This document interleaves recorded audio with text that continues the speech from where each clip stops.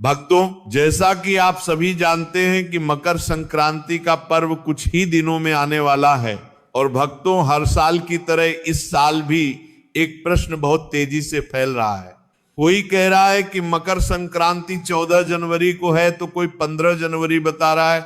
ऐसे में भक्तों, आम श्रद्धालु पूरी तरह असमंजस में पड़ जाते हैं कि आखिर हम किस दिन मकर संक्रांति का पर्व मनाएं, किस दिन स्नान दान करें और किस दिन खिचड़ी बनाएं। इसी के साथ भक्तों, इस साल मकर संक्रांति के साथ साथ एकादशी की तिथि भी पड़ रही है। अब आप सोचेंगे कि एकादशी आने से मकर संक्रांति पर क्या फर्क पड़ेगा, तो भक्तों, आप सभी जानते ही हैं कि मकर संक्रांति के दिन विशेष रूप से खिचड़ी का ही दान किया जाता है और खिचड़ी जो है ये कच्चे चावल और कच्चे मूंग की दाल से बनाई जाती है और इसी खिचड़ी का दान किया जाता है। लेकिन भक्तों, इसी दिन साल की पहली शर्तीला एकादशी भी पड़ रही है। इसीलिए भक्तों के मन में ये प्रश्न भी आ रहा है कि इस साल खिचड़ी का दान करें या ना करें, जिससे कि हमें पूर्ण फल प्राप्त हो। तो भक्तों, मकर संक्रांति का सीधा संबंध सूर्य से है। मकर संक्रांति उस दिन मनाई जाती है जिस दिन सूर्य देव धनु राशि से निकलकर मकर राशि में प्रवेश करते हैं। इसी को सूर्य का उत्तरायण होना भी कहा जाता है। अब भक्तों, इसे ध्यान से समझिए कि उत्तरायण का अर्थ केवल दिशा परिवर्तन नहीं है। इसका अर्थ है कि सूर्य की किरणें अब धीरे धीरे पृथ्वी पर सीधी पड़ने लगती हैं, ठंड कम होने लगती है, दिन बड़े होने लगते हैं और जीवन में सकारात्मक ऊर्जा का संचार होने लगता है। यही कारण है कि हमारे शास्त्रों में उत्तरायण को देवताओं का दिन कहा गया है।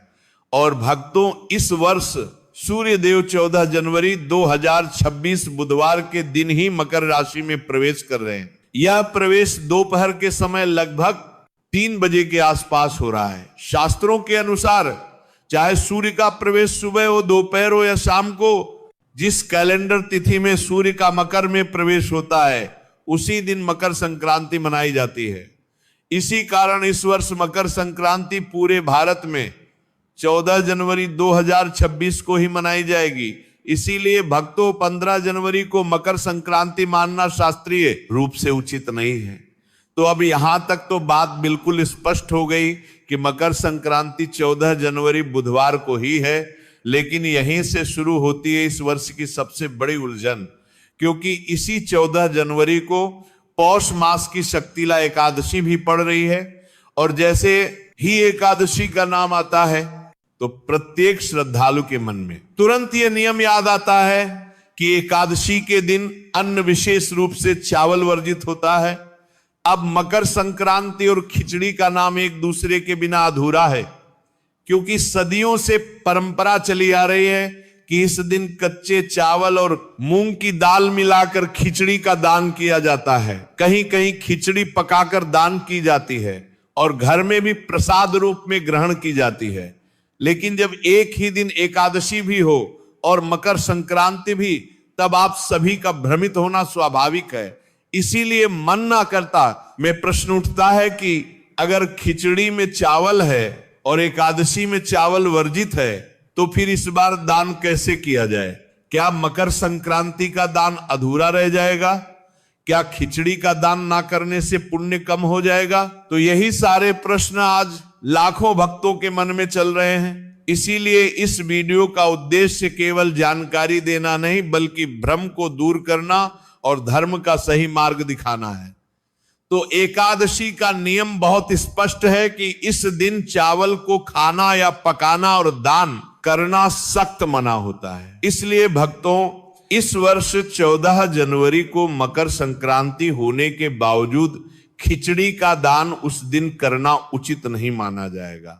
अब यहीं पर बहुत लोग निराश हो जाते हैं। उन्हें लगता है कि अगर खिचड़ी का दान नहीं हुआ तो मकर संक्रांति अधूरी रह गई।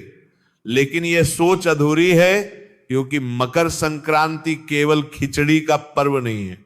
यह दान, पुण्य, सेवा और त्याग का पर्व है। और दान का वास्तविक भाव वस्तु में नहीं, भावना में छिपा होता है। तो शक्तिला एकादशी को साधारण एकादशी समझना बहुत बड़ी भूल होगी। ये वर्ष की पहली एकादशी होती है और इसका महत्व अन्य एकादशियों से भी अधिक माना गया है।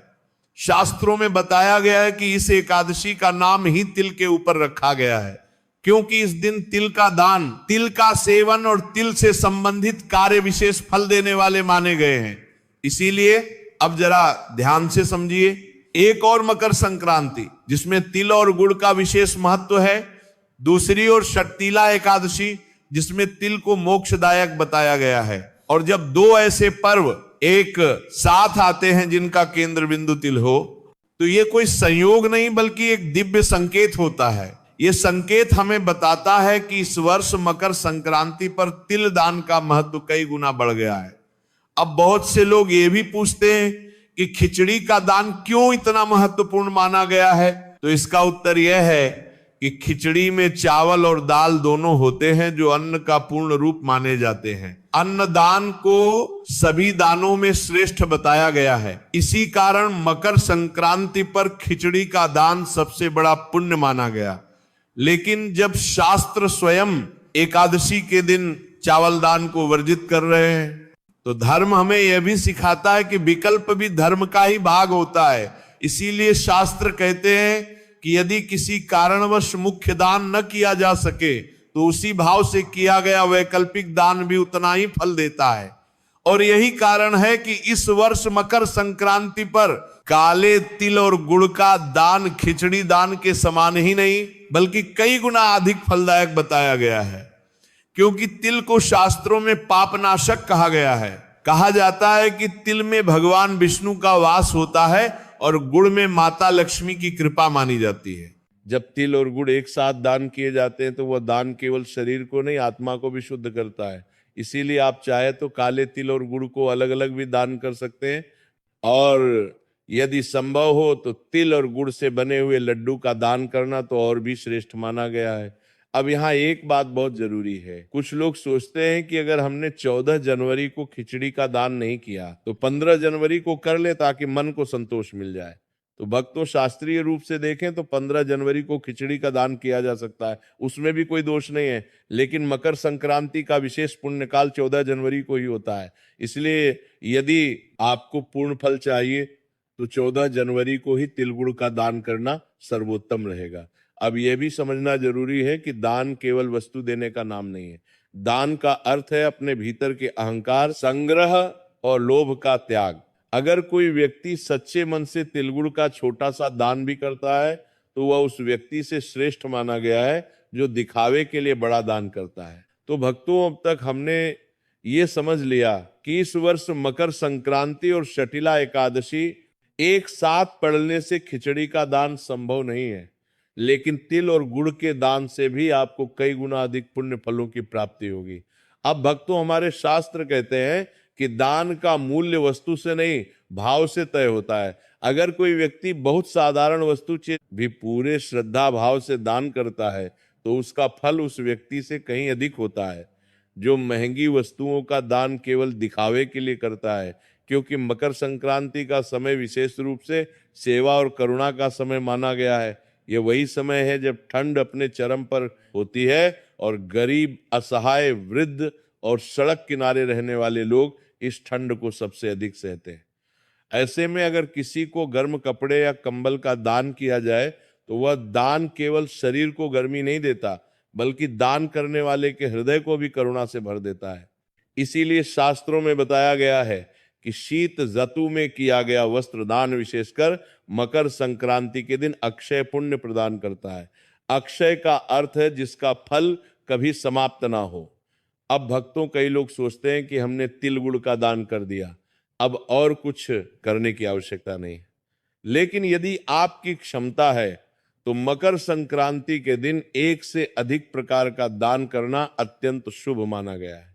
जैसे तिलगुड़ के साथ कंबल, शॉल या गर्म कपड़े का दान भी आप कर सकते हैं। अब भक्तों, यहाँ एक बहुत महत्वपूर्ण प्रश्न आता है कि दान किससे दिया जाए। बहुत से लोग इस विषय में भी उलझन में रहते हैं। कोई कहता है कि केवल ब्राह्मण को ही दान देना चाहिए, कोई कहता है कि साधु संत को दिया जाए, तो कोई कहता है कि जरूरतमंद को देना ही सबसे श्रेष्ठ है। तो शास्त्रों का उत्तर बहुत सरल है, जहां वास्तविक आवश्यकता हो वही दान के पात्र है। अगर कोई व्यक्ति सच में ठंड से कांप रहा है, भूखा है, असहाय है, तो उसे दिया गया दान सीधे ईश्वर तक पहुंचता है। भक्तों, स्वयं भगवान श्री कृष्ण ने गीता में कहा है कि जो मेरी बनाई हुई सृष्टि की सेवा करता है वही वास्तव में मेरी पूजा करता है। इसलिए आप तिल गुड़ का दान किसी गरीब व्यक्ति को दें, कंबल किसी जरूरतमंद को दें, या मंदिर जाकर पंडित जी को दक्षिणा दें, तीनों ही प्रकार का दान पुण्यदायक है। बात करते हैं दक्षिणा की। अक्सर लोग दान में केवल वस्तु दे देते हैं और दक्षिणा देना भूल जाते हैं, लेकिन शास्त्र कहते हैं कि कोई भी दान बिना दक्षिणा के अधूरा माना जाता है। दक्षिणा का अर्थ ये नहीं है कि बहुत बड़ी राशि दी जाए। दक्षिणा का अर्थ है दान में हुई किसी भी कमी को श्रद्धा से पूरा करना। अगर आपने तिल और गुड़ का दान किया है तो उसके साथ अपनी सामर्थ्य अनुसार कुछ धन राशि अवश्य रखें। ये राशि 11 हो सकती है, 51 हो सकती है, 101 रुपए हो सकती है, या उससे अधिक भी। राशि बड़ी या छोटी नहीं देखी जाती, भाव देखा जाता है। दक्षिणा देने से दान में पूर्णता आती है। कहा जाता है कि दक्षिणा के बिना किया गया दान रास्ते में ही रुक जाता है और दक्षिणा के साथ किया गया दान सीधे पुण्य लोक में पहुंचता है। इसीलिए मकर संक्रांति के दिन किया गया दान पूरे वर्ष का प्रभाव देता है। इस दिन दान किया गया एक छोटा सा कार्य भी पूरे साल शुभ फल प्रदान करता है। इसीलिए हमारे पूर्वज कहते थे कि चाहे सामर्थ्य कम हो, लेकिन मकर संक्रांति के दिन खाली हाथ मत रहो। इस दिन दिया गया दान हमें केवल भौतिक सुख नहीं देता, बल्कि हमारे जीवन में शांति, संतुलन और सकारात्मकता भी लाता है। अब यहाँ एक और प्रश्न उठता है कि अगर कोई व्यक्ति किसी कारणवश 14 जनवरी को दान ना कर पाए, अगर कोई बीमारी, यात्रा या पारिवारिक परिस्थिति के कारण दान से वंचित रह जाए, तो क्या उसका मकर संक्रांति का पुण्य समाप्त हो जाता है? तो शास्त्र इसका उत्तर भी बहुत करुणा के साथ देते हैं। कहा गया है कि भाव से किया गया मानसिक दान भी फल देता है। इसीलिए यदि आप 14 जनवरी को मन ही मन ये संकल्प ले कि हे भगवान, आज मैं अपनी सामर्थ्य अनुसार दान करना चाहता हूं, पर परिस्थिति के कारण संभव नहीं है, तो मेरी भावना को स्वीकार कीजिए, तो ऐसा संकल्प भी व्यर्थ नहीं जाता, क्योंकि महाराज धर्म इतना कठोर नहीं कि वो परिस्थिति ना समझे। ईश्वर भावना देखते हैं, साधन नहीं। अब बात करते हैं 15 जनवरी की। बहुत से लोग ये पूछते हैं कि क्या 15 जनवरी को खिचड़ी का दान किया जा सकता है? तो महाराज शास्त्रीय दृष्टि से उत्तर यह है कि हाँ, 15 जनवरी को खिचड़ी का दान किया जा सकता है। उसमें कोई दोष नहीं है, क्योंकि उस दिन एकादशी नहीं है। लेकिन यह समझना जरूरी है कि 15 जनवरी को किया गया खिचड़ी दान मकर संक्रांति विशेष पुण्य नहीं देगा, बल्कि वह सामान्य अन्नदान के पुण्य में ही गिना जाएगा। इसीलिए यदि कोई व्यक्ति ये सोचकर 15 जनवरी को खिचड़ी दान करता है कि मैंने मकर संक्रांति का दान कर लिया, तो ये सोच शास्त्र सम्मत नहीं है। मकर संक्रांति का विशेष पुण्यकाल 14 जनवरी को ही है, और इस वर्ष उस पुण्यकाल में तिल, गुड़, वस्त्र, कंबल और सेवा का दान ही श्रेष्ठ माना गया है। अब कुछ सावधानियां भी जान लेना बहुत आवश्यक है। दान करते समय कभी भी अहंकार ना रखें। दान देते समय किसी को नीचा ना दिखाएं। दान देकर उसका प्रचार ना करें। शास्त्र कहते हैं कि जो दान दिखावे के लिए किया जाता है वह पुण्य नहीं, केवल समाज की प्रशंसा देता है। इसीलिए दान हमेशा दाएं हाथ से करें और मन शांत रखें। दान देते समय मन में किसी प्रकार की खिन्नता या मजबूरी का भाव ना हो, और महाराज दान कभी भी सूर्यास्त के बाद नहीं करना चाहिए। विशेषकर मकर संक्रांति जैसे पर्व पर प्रातः स्नान करके स्वच्छ वस्त्र धारण करके दान करना सबसे उत्तम माना गया है। अब अंत में एक बहुत सुंदर बात, मकर संक्रांति केवल दान का पर्व नहीं है, ये दिशा बदलने का पर्व है। जैसे सूर्य अपनी दिशा बदलता है, वैसे ही हमें भी अपने जीवन की दिशा बदलनी चाहिए। क्रोध से शांति की ओर, लोभ से संतोष की ओर और स्वार्थ से सेवा की ओर। अगर इस मकर संक्रांति पर आपने अपने भीतर थोड़ा सा भी सकारात्मक परिवर्तन कर लिया, तो समझिए कि आपने सबसे बड़ा दान कर दिया। अंत में यही कहना चाहूंगा कि इस वर्ष 14 जनवरी 2025 बुधवार के दिन ही मकर संक्रांति है। एकादशी होने के कारण चावल और खिचड़ी का दान इस दिन ना करें। इसके स्थान पर तिल गुड़ के लड्डू, कंबल, वस्त्र और सेवा का दान करें। दान के साथ सामर्थ्य अनुसार दक्षिणा अवश्य रखें। तो भक्तों, इसी के साथ यह कथा समाप्त होती है। बोलो राधे राधे।